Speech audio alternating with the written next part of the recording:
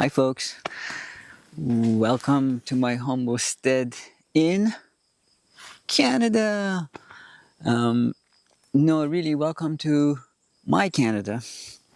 Um, as to not ramble on for too long, I'll try to make this into two parts, hopefully 2 half-hour parts. We'll see. And I haven't rehearsed it, so I don't know how long it would take.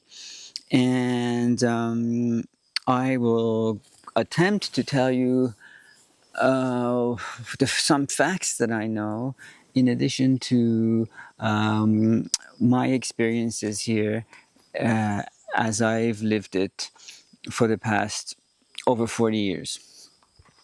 So Canada, where to start? Well, it's the second largest country by land mass, and I think it's something like 10 million square meters, 10 million square meters. I think I got that right.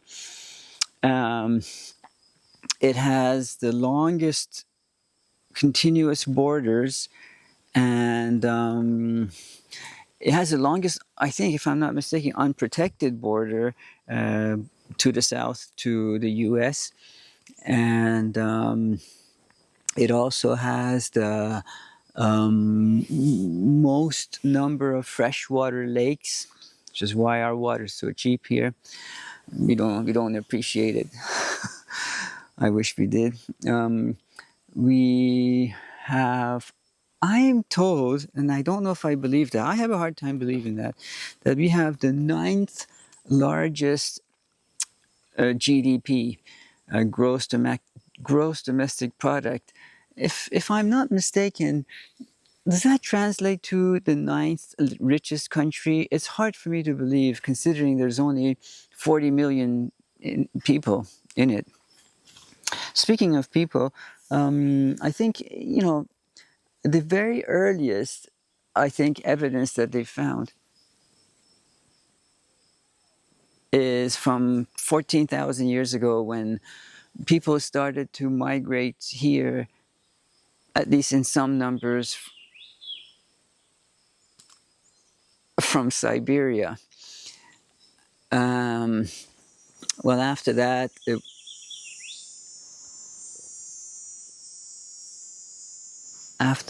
it was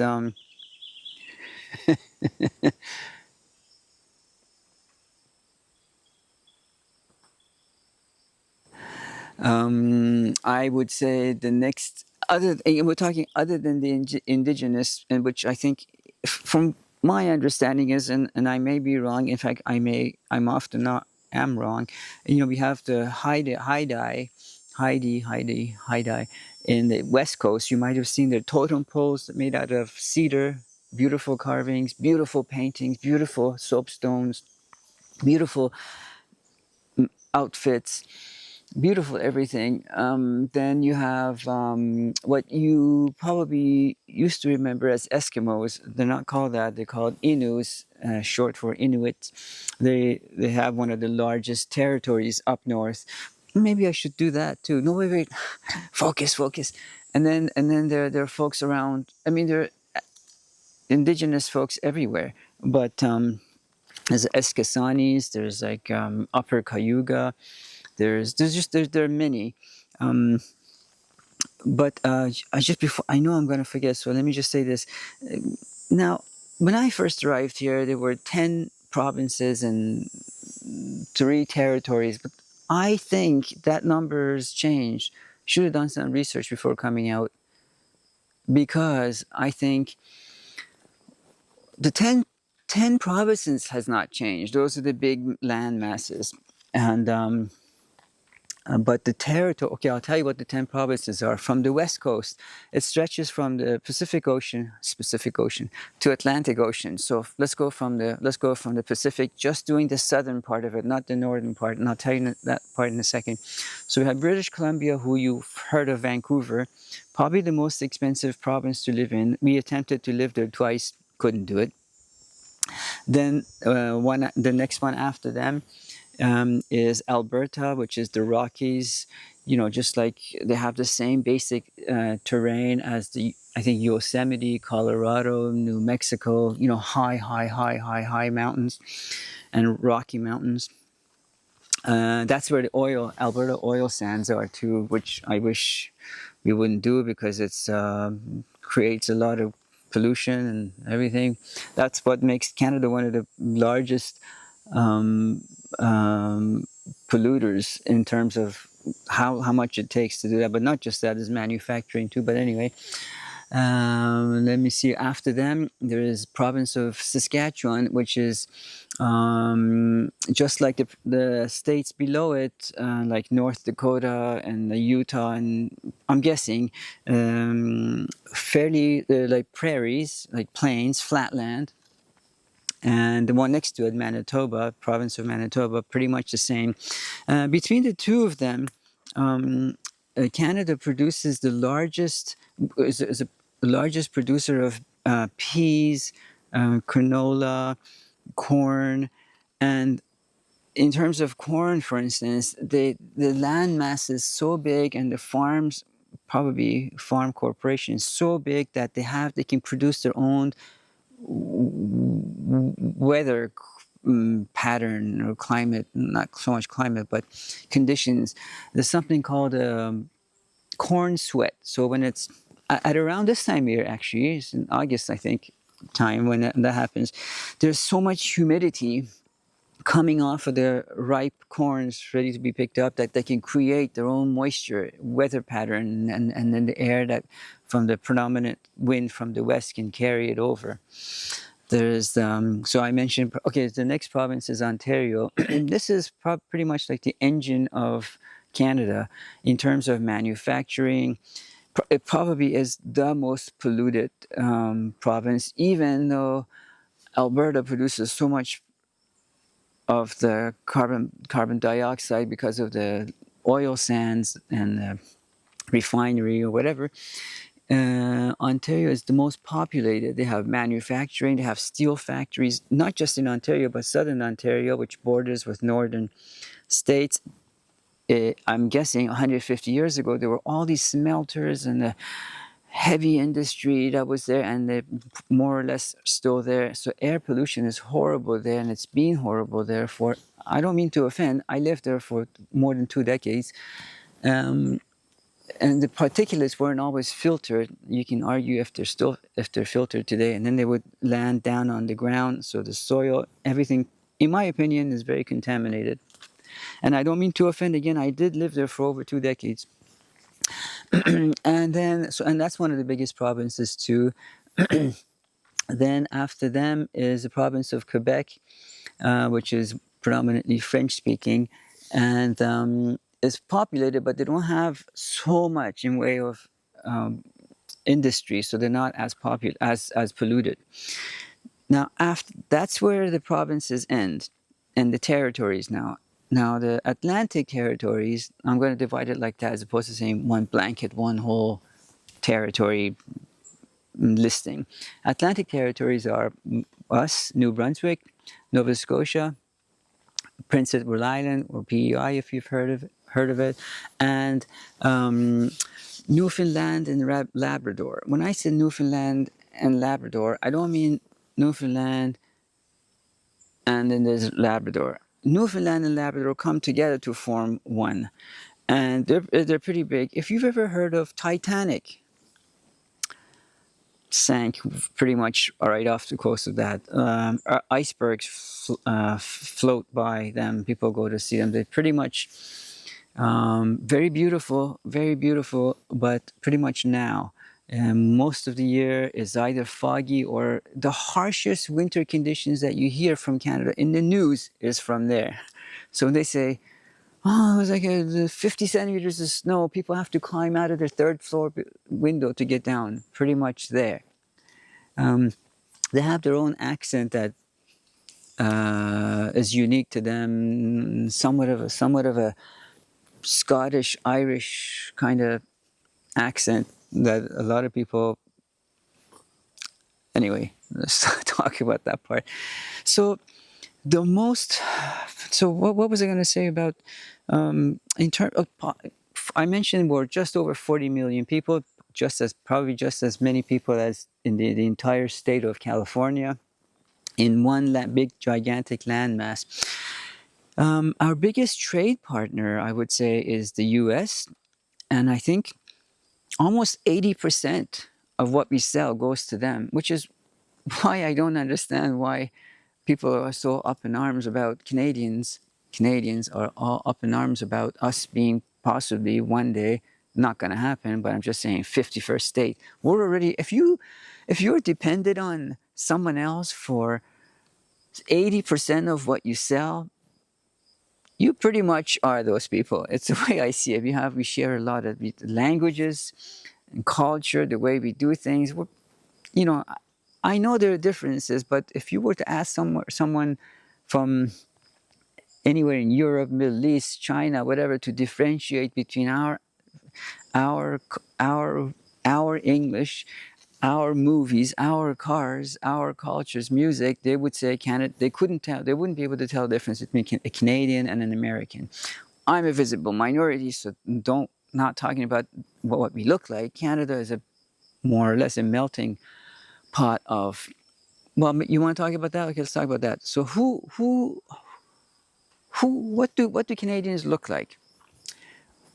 I'm pretty much, well, I don't know if I'm a typical, because I'm already a mix within my family of four different cultural backgrounds from a 10,000-year-old region of the world. So maybe that's not a good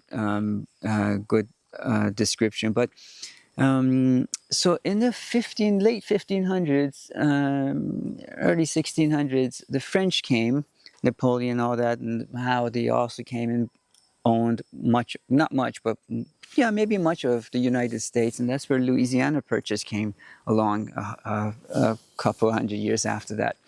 But let's stay in Canada. In the early 1600s, there were the French, and then about 100 years later, 50 years later, I would say, came the British and the Hudson's Bay Company, which they were after.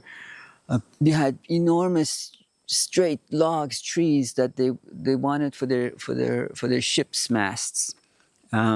They came to get that, and from there,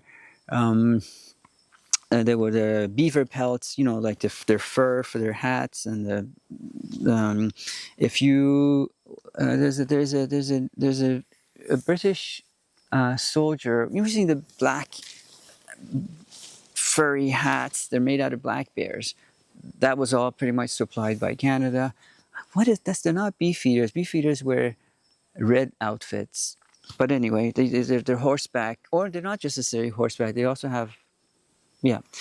So anyway, yeah, that's what Canada supplied, and I think even today, there's the picture of the British monarchy on our bills and coins and that.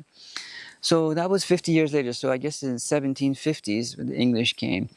But before that, though, about 1,000 years ago, the Norse folks, from the Vikings, were here. They didn't stay here long. Maybe it was too cold even for them. That they stayed for about, I think, 20 years before they went back. So 1000 A.D. is when they came here. So they landed in Newfoundland and Labrador, which I mentioned, and New Brunswick. New Brunswick, up until just maybe 12 years ago, on their flag, on our provincial flag, we had a Viking ship on it. I don't know why they removed it. I mean, nobody asks me for my opinion, but whatever. It's part of our history. You should have it. And some Aboriginal artifacts and things we should have, but I'm just saying.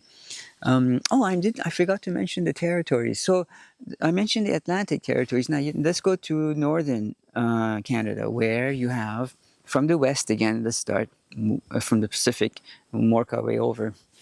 There's Yukon, which borders with Alaska, another gigantic landmass of its own, which pretty much have the same topography and geography, although we sell, for some reason, our softwood lumber to them, and now they're hurting because of the tariffs. They want our softwood lumber. I don't know. I thought Alaska was bigger and had more of their own forests, but I don't know. After them, excuse me, After Yukon is Northwest Territories. I know it's a territory within a territory, if you will.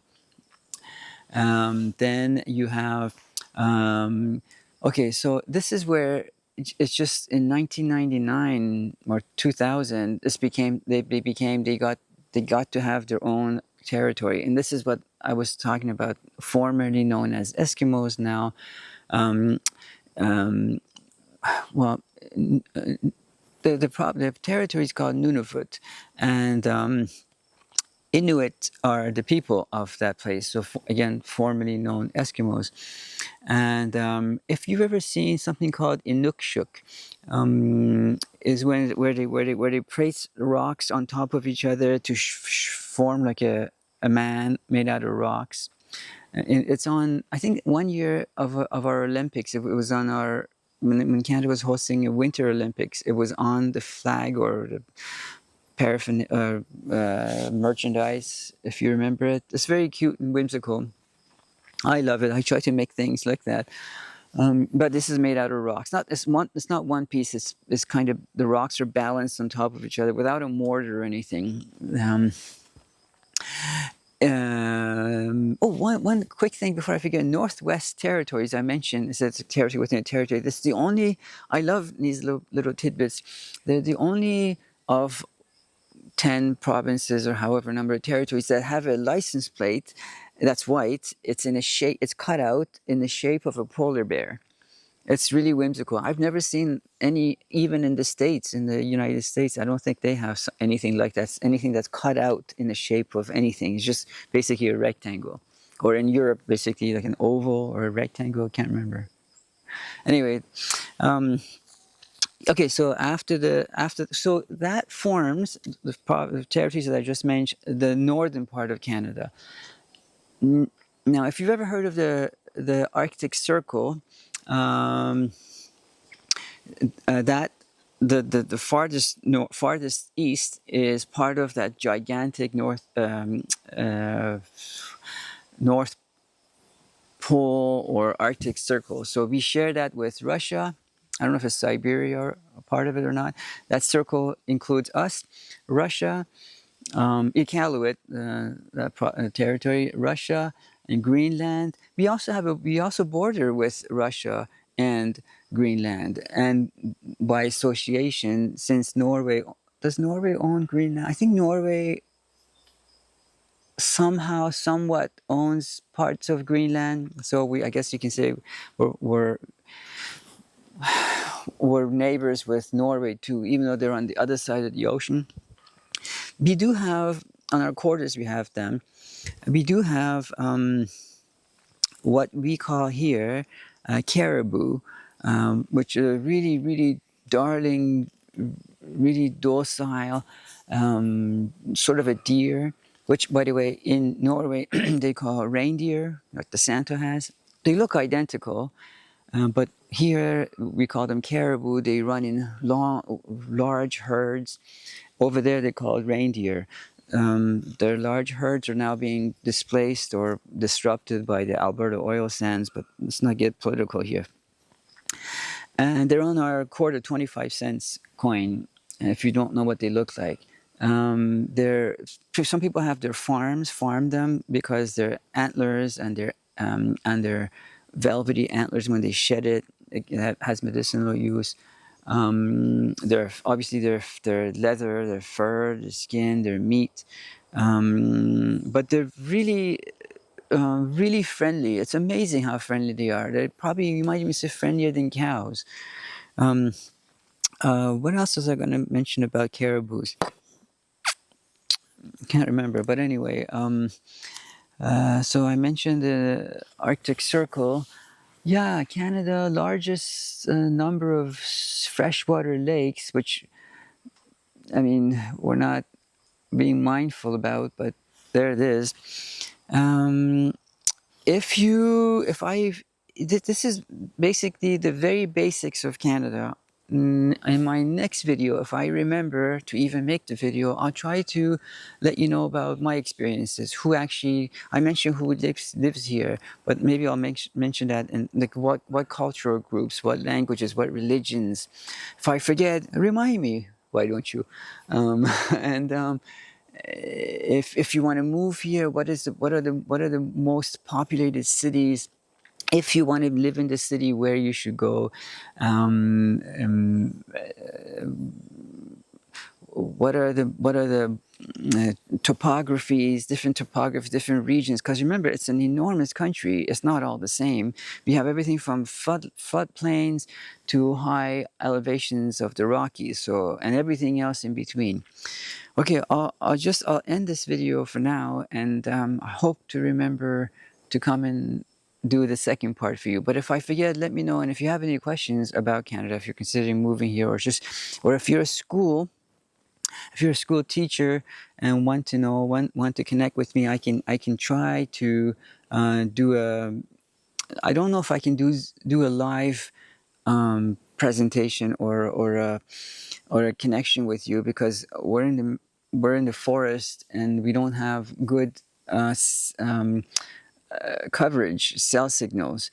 But so you can send me your questions, I can answer them, tape them, whatever, and then upload them, and then we can talk like that. Or if I'm very close to the house and our satellite connection, maybe I can talk to you, but I can't be this far away. Like I'm about 100 feet away from the main building, from this satellite dish. And I certainly can't go in the forest because there will be no signals. Anyway, that's all for now, folks.